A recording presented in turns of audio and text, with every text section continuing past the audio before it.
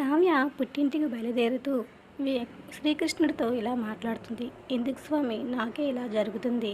నా ప్రేమలో ఏం లోటుందని నా వ్యక్తిత్వంని ప్రతిసారి నిరూపించుకోవాల్సి వస్తుంది.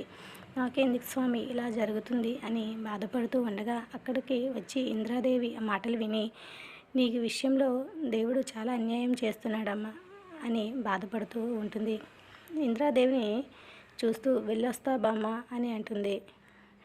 అదేంటి తల్లి, ఎందుకు ఇంత నిరాశపడుతున్నావు? నువ్వు ధైర్యంగా ఉండు అంటే ఎలా బామ్మ ధైర్యంగా ఉండేది?